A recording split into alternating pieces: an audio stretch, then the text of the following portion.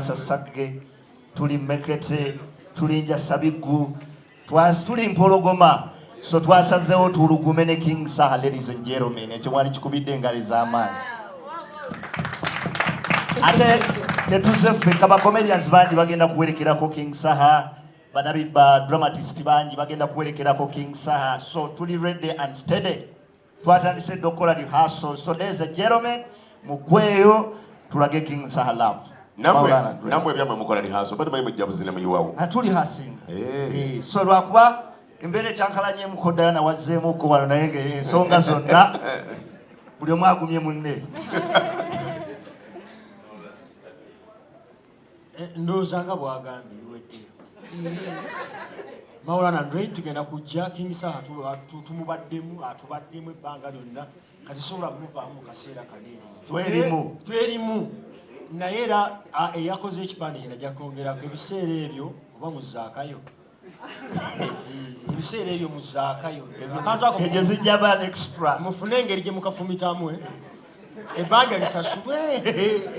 So bana mbeebaza bannamawulire mukoze omulimu gw'amaanyi okukwata ati wa Uganda ne mumussa ku top. Kino ekintu kyammwe muli babbeeyi nnyo bantu mmwe. Era mbeebaza kyonna kye mukoze. Nenebaza ne bana bakola ku media mukoze ekintu ky'amaanyi okulaga Uganda nti tusobola ebintu bingi nnyo. Kano nja kwogera nkayiseewo webback abantu abali tebalina information etegeera nti omuntu akole ki, music wagundi amutunda wa, music wagundi akole ki, promoter yeetaagaani. Naye olwa media eno ze muze n'amasimu ago ne kamera ze mukutte ati omuntu asobola otegeera nti ntwala ki, ngula ki, nsuubula ki, nteekawa. So tujja kukula n'omutima ogwo mbasaba tugende nagwo mu maaso. Tugenda okujja nagwo ne Mawulana Rain tuwagire King Saha nga 8 December. Obugaale. Tugeze mba B2C. Alindako. Kapitire tumali tudeno. Azamba linganye. Obadde ki? Oba otya. Abana baliddaabo. Kuwadde. Banywedde. Wababuzizaako. Sege nkakase ebindi ku mutima. Mulindamo. Atefe bwe twogerako mbombo twogedde. Kati voida tengambye ekyo wamma madrati isawe ensonga zo.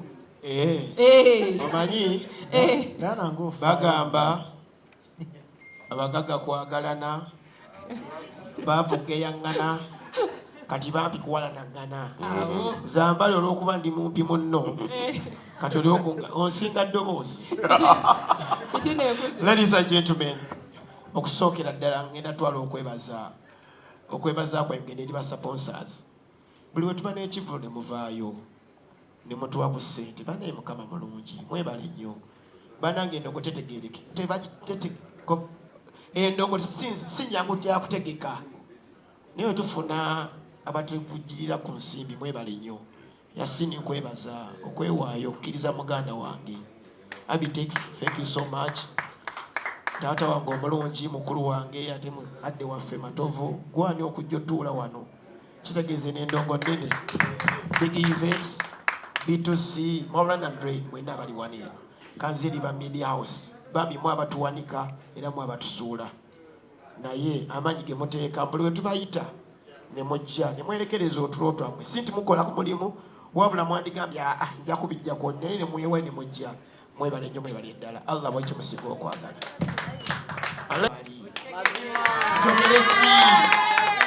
Kabaka wali oyogera so kyensaba Yasin wana watu walungi nnyo Afrikana nnungi nnyo naye enfunda nnyo ku King Saha.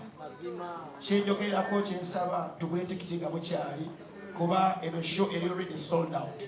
Buli gw'otuukako agamba nze ngenda wa Saha kuba tugenda kola kibayita omuyimbi. Waliwo aboogezi b'ennyimba ne wabawo abatontomi naye kibayita omuyimbi. Twakoze oluyimba era ndowooza Wanje. Twakoze oluyimba ne Saha. Omanyi? Yes. Rain ayimba era ye Flambo ayimba naye nze nyimba. Madrati nyimba. Era we nasemba okubeera wadde nayimba yali show y'obuyimba kwesinza kwogera. Nayimba abantu bonna abali baze mu show ne bayimuka ne bagenda. Twakoze oluyimba oluyita Mbalala ne Kisa twalikolede Canada. Wale wakibe tubadde Canada naye. Sensoma tubadde Canada oluyimba oluyita Mbalala. ono mwana yadambalala lulimu olulingala kati omuyimbi wanatuusa okuyimba tujja luba mubamu akapeera tetusumulula kati.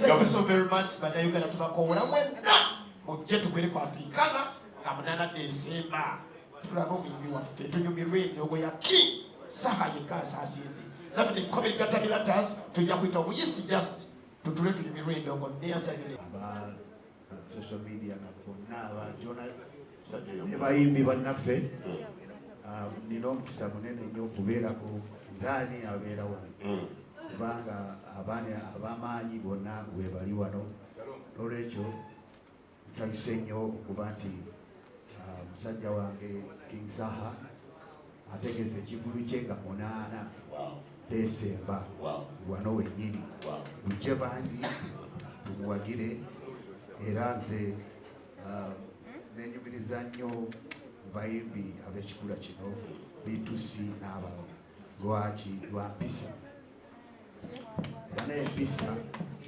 kintu ky'amaanyi kubanga ono bw'agamba nti ebiseera ebyo ajjukira gy'ava naye fe abasinga tetwagala kwogera gye tukola gye tuva tosobola kwerabira gy'ova n'olowooza nti gy'ogenda olabayo.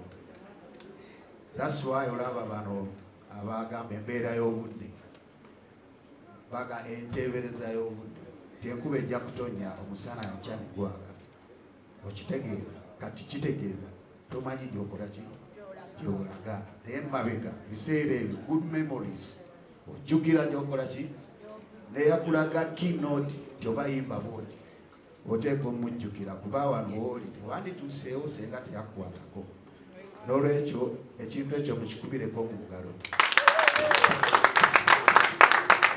mufunze nga ntwala omukisa guno njogereko ku music industry mulimu abantu abegyekiiseemu naye nga bo baagala kulyamu buli batya kutegeka bibbulu kukola ntalo mulwanira ki nti nze nsinga ani agambye nti gwosinga namwe abategesi sibeeba promota mutegeke festivals abayimbi bangi oba abayimbi 10 mwe mukole obazanako 2 nampole bamutuwe endongo ekaabe naye si kugamba kumatoba abaana ne Saha ate B2C eyombanani leeta ntalo promoting music. This is very serious.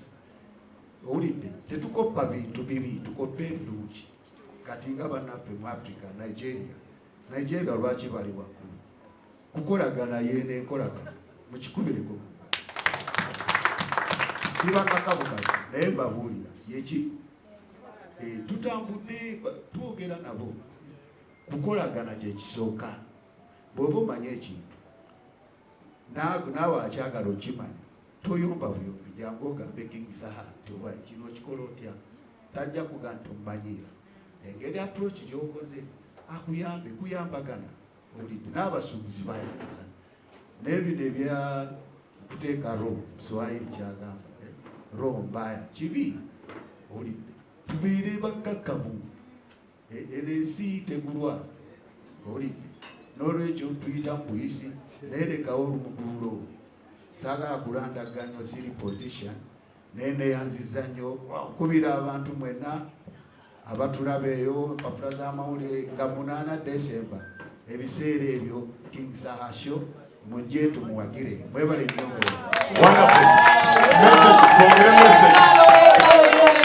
saba message yokeje twatukubira mu ngalo na message kino bitebiri mu kulwana wabula kukuza okitegeera tukuza Uganda music mukitegeera message mujongere engalo y'amaanyi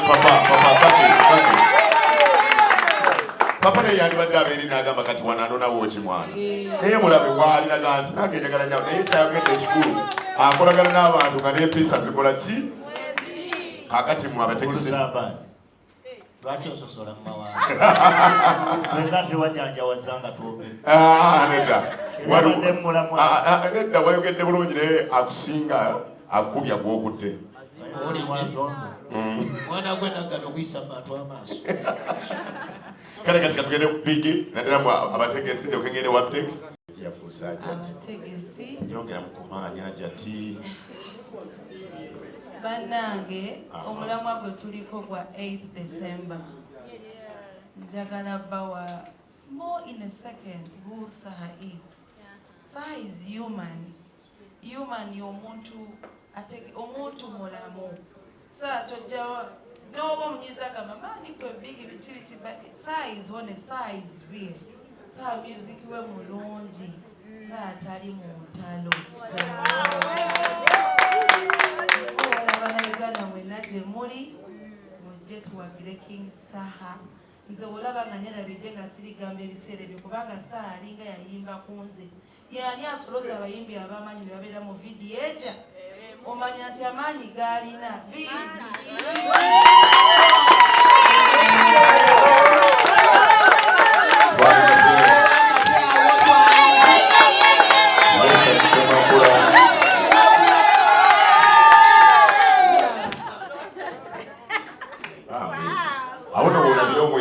Ndala muyimbi ng'asobola okusika emikwano gino gyonna ne gibawamu.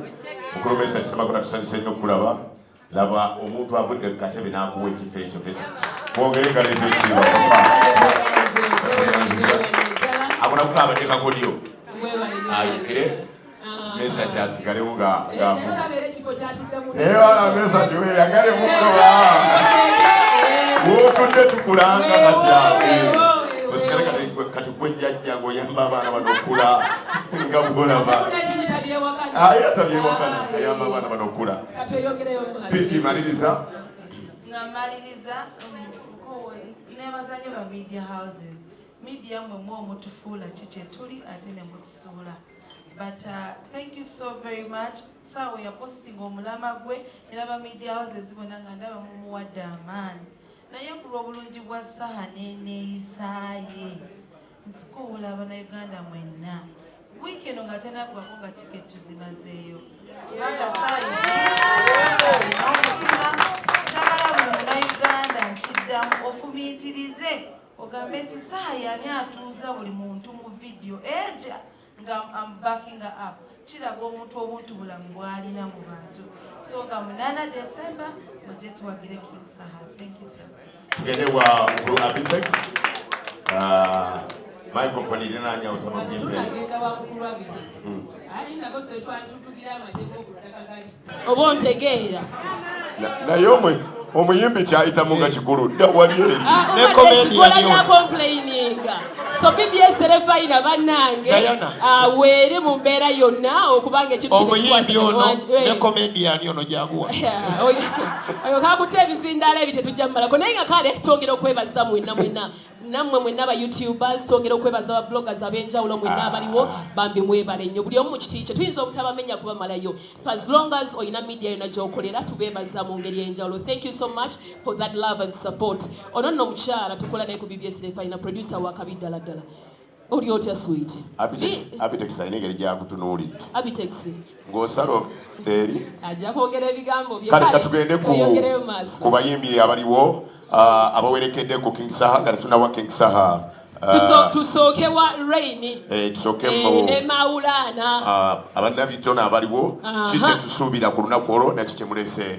nga King Saha atongeza ebiseera ebyo. Yes, basawo bannyabo on behalf of Maulana and Rain. Mune Uganda tukwaniriza okuva ebweru era nga tuli beeteefuteefu okutambuza. Tulina obumanyirivu mu kuvuga ate era ku miwendo egisaanidde. Kati nno gwe yeetaaza okupikinga ku kisaawe okutuusa ewaka ewuwo tweyune ate era naawe ateekateeka okugenda ebweru twekwate tukutambuze okuviira ddala ewaka paka ku kisaawe. Kati nno mwanattu toddamu kumenyekana migugu ng'entambula weeri tukubire ku ssimu noti 7 noti 6 7 9 7 oba noti 7 8 29 52 155.